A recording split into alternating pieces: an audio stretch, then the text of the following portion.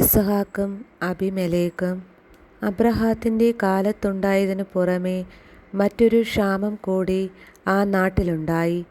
ഇസ്ഹാക്ക് ഗെരാറിൽ ഫിലിസ്ത്യരുടെ രാജാവായ അബീമേലെക്കിന്റെ അടുത്തേക്ക് പോയി. കർത്താവ് പ്രത്യക്ഷപ്പെട്ട് അവനോട് പറഞ്ഞു, ഈജിപ്തിലേക്ക് പോകരുത്, ഞാൻ പറയുന്ന നാട്ടിൽ പാർക്കുക, ഈ നാട്ടിൽ തന്നെ കഴിഞ്ഞുകൂടുക. ഞാൻ നിന്റെ കൂടെ ഉണ്ടായിരിക്കും, നിന്നെ ഞാൻ അനുഗ്രഹിക്കുകയും ചെയ്യും. നിനക്കും നിന്റെ പിൻതലമുറക്കാർക്കും ഈ പ്രദേശമെല്ലാം ഞാൻ തരും. നിന്റെ പിതാവായ അബ്രാഹത്തോട് ചെയ്ത വാഗ്ദാനം ഞാൻ നിറവേറ്റും. ആകാശത്തിലെ നക്ഷത്രങ്ങൾ പോലെ നിന്റെ സന്തതികളെ ഞാൻ വർദ്ധിപ്പിക്കും. ഈ ദേശമെല്ലാം അവർക്കു ഞാൻ നൽകും. നിന്റെ സന്തതികളിലൂടെ ഭൂമിയിലെ ജനതകളെല്ലാം അനുഗ്രഹിക്കപ്പെടും. കാരണം അബ്രാഹാം എൻ്റെ സ്വരം കേൾക്കുകയും എൻ്റെ നിർദ്ദേശങ്ങളും കൽപ്പനകളും പ്രമാണങ്ങളും നിയമങ്ങളും പാലിക്കുകയും ചെയ്തു. ഇസ്ഹാക്ക് ഗെരാറിൽ തന്നെ താമസിച്ചു.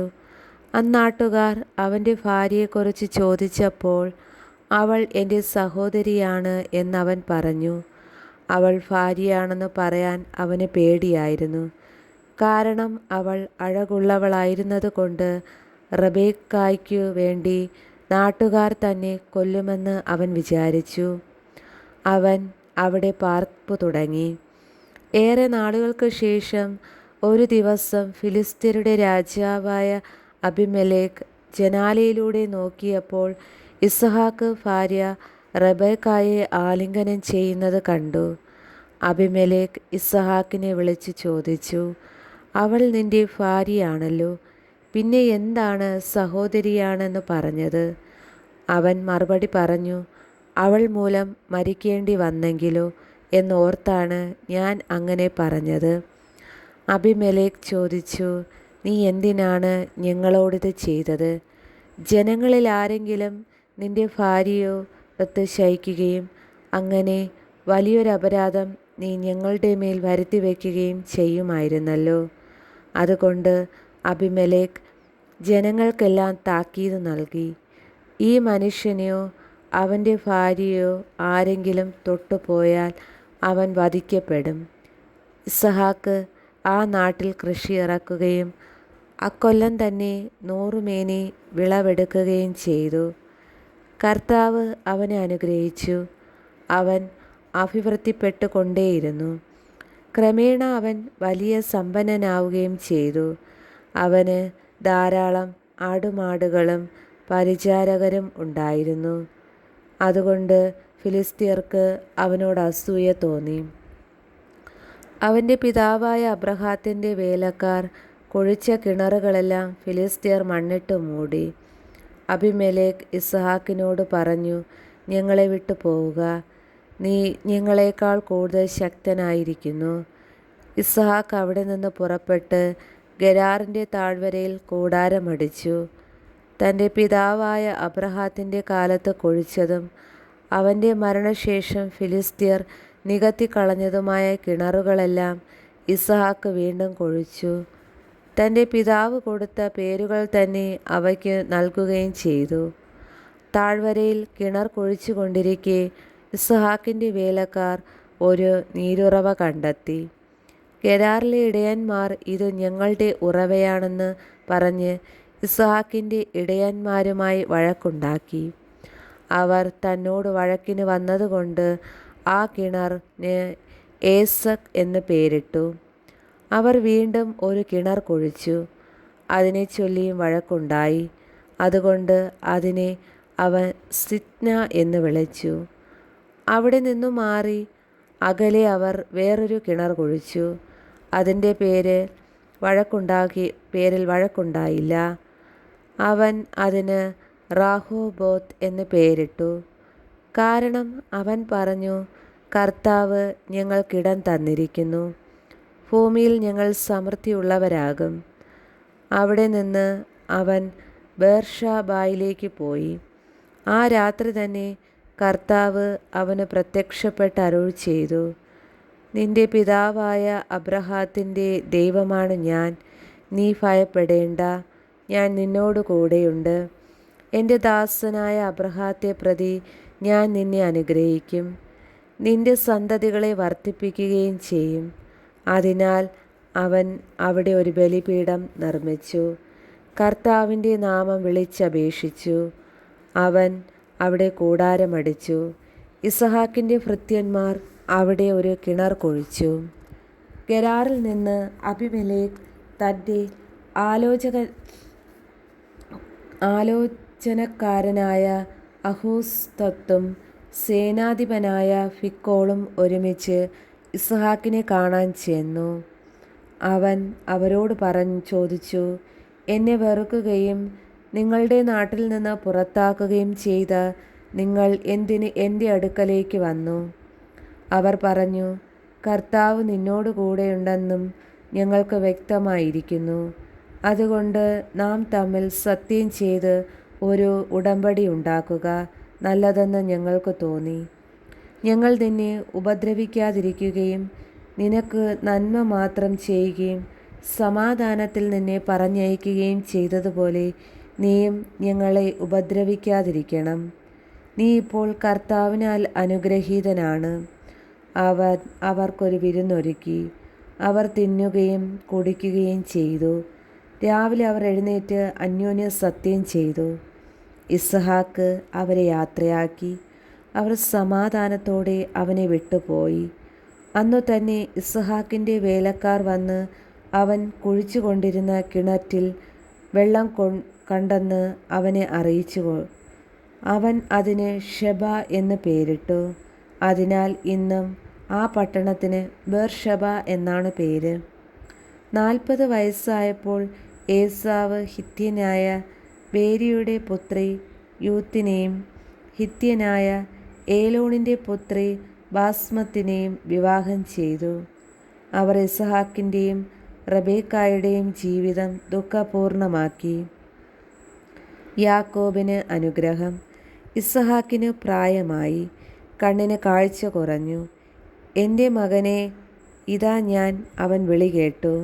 ഇസഹാക്ക് പറഞ്ഞു, എനിക്ക് വയസ്സായി, എന്നാണ് ഞാൻ മരിക്കുകയെന്ന് അറിഞ്ഞുകൂടാ.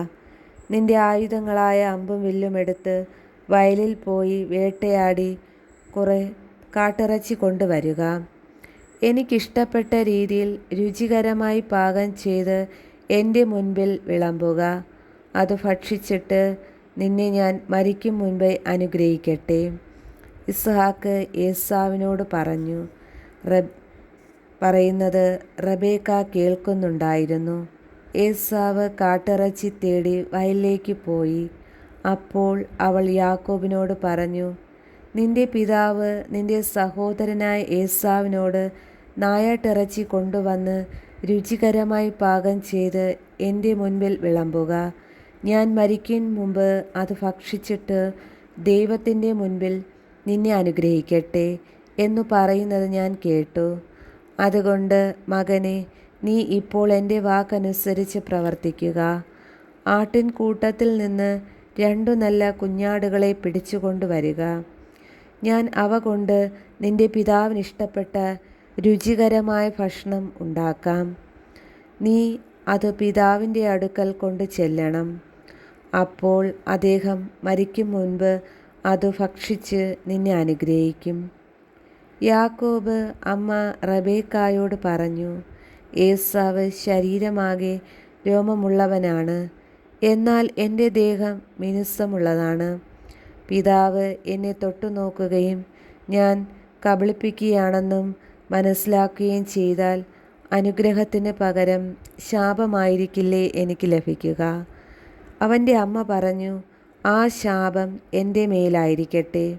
മകനെ, ഞാൻ പറയുന്നത് കേൾക്കുക. പോയി അവയെ കൊണ്ടുവരിക. അവൻ പോയി അവയെ പിടിച്ച് അമ്മയുടെ മുൻപിൽ കൊണ്ടുവന്നു. അവൾ അവൻ്റെ പിതാവിന് ഇഷ്ടപ്പെട്ട രുചികരമായ ഭക്ഷണം തയ്യാറാക്കി. അവൾ മൂത്ത മകൻ ഏസാവിൻ്റേതായി തൻ്റെ പക്കൽ വീട്ടിലിരുന്ന ഏറ്റവും വിലപ്പെട്ട വസ്ത്രങ്ങളെടുത്ത് ഇളയ മകൻ യാക്കോബിനെ ധരിപ്പിച്ചു. ആട്ടിൻ തോലുകൊണ്ട് അവൻ്റെ കൈകളും കഴുത്തിലെ മിനുസമുള്ള ഭാഗവും മൂടി. പാകം ചെയ്ത രുചികരമായ മാംസവും അപ്പവും അവൻ യാക്കോബിൻ്റെ കയ്യിൽ കൊടുത്തു. യാക്കോബ് പിതാവിൻ്റെ അടുക്കൽ ചെന്ന് വിളിച്ചു, എൻ്റെ പിതാവേ, ഇതാ ഞാൻ. അവൻ വിളി കേട്ടു. നീ ആരാണ് മകനെ എന്ന് അവൻ ചോദിച്ചു. യാക്കോബ് മറുപടി പറഞ്ഞു, അങ്ങയുടെ കടിഞ്ഞൂൽ പുത്രൻ ഏസാവാണ് ഞാൻ. അങ്ങ് ആവശ്യപ്പെട്ടതുപോലെ ഞാൻ ചെയ്തിരിക്കുന്നു. എഴുന്നേറ്റ് എൻ്റെ നായാട്ടിറച്ചി ഭക്ഷിച്ച് എന്നെ അനുഗ്രഹിച്ചാലും. എന്നാൽ ഇസഹാക്ക് ചോദിച്ചു, എൻ്റെ മകനെ, നിനക്ക് ഇത് ഇത്ര വേഗം എങ്ങനെ കിട്ടി? യാക്കോബ് പറഞ്ഞു, അങ്ങയുടെ ദൈവമായ കർത്താവ് ഇതിനെ എൻ്റെ മുൻപിൽ കൊണ്ടുവന്നു. അപ്പോൾ ഇസഹാക്ക് യാക്കോബിനോട് പറഞ്ഞു, അടുത്തു വരിക. മകനെ, ഞാൻ നിന്നെ തൊട്ടു നോക്കി. നീ എൻ്റെ മകൻ ഏസാവ് തന്നെയോ എന്നറിയട്ടെ. യാക്കോബ് പിതാവായ ഇസഹാക്കിൻ്റെ അടുക്കൽ ചെന്നു. അവനെ തടവി നോക്കിയിട്ട് ഇസഹാക്ക് പറഞ്ഞു, സ്വരം യാക്കോബിൻ്റേതാണ്, എന്നാൽ കൈകൾ ഏസാവിൻ്റേതും. ഇസഹാക്ക് അവനെ തിരിച്ചറിഞ്ഞില്ല, കാരണം അവൻ്റെ കൈകൾ സഹോദരനായ ഏസാവിൻ്റെ കൈകൾ പോലെ രോമം നിറഞ്ഞതായിരുന്നു. ഇസഹാക്ക് അവനെ അനുഗ്രഹിച്ചു. അവൻ ചോദിച്ചു, സത്യമായും നീ എൻ്റെ മകൻ ഏസാവ് തന്നെയാണോ? അതെ എന്ന് അവൻ മറുപടി പറഞ്ഞു. ഇസഹാക്ക് പറഞ്ഞു, എൻ്റെ മകനെ, നിൻ്റെ നായാട്ടിറച്ചി കൊണ്ടുവരിക. അത് തിന്നിട്ട് ഞാൻ നിന്നെ അനുഗ്രഹിക്കട്ടെ. ഇസഹാക്ക് അത് ഭക്ഷിക്കുകയും അവൻ കൊണ്ടുവന്ന വീഞ്ഞ് കുടിക്കുകയും ചെയ്തു. ഇസഹാക്ക് അവനോട് പറഞ്ഞു, നീ അടുത്തു വന്ന് എന്നെ ചുംബിക്കുക. അവൻ ചുംബിച്ചപ്പോൾ ഇസഹാക്ക് അവൻ്റെ ഉടുപ്പ് മണത്തു നോക്കി. അവനെ അനുഗ്രഹിച്ചു.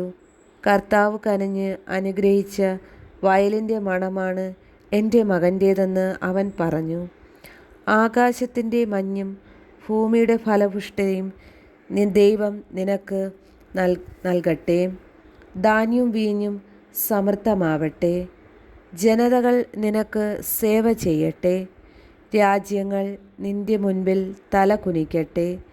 നിൻ്റെ സഹോദരന്മാർക്ക് നീ നാഥനായിരിക്കുക. നിൻ്റെ അമ്മയുടെ പുത്രന്മാർ നിൻ്റെ മുൻപിൽ തല കുനിക്കട്ടെ. നിന്നെ ശപിക്കുന്നവൻ ശപ്തനും അനുഗ്രഹിക്കുന്നവൻ അനുഗ്രഹീതനുമാകട്ടെ.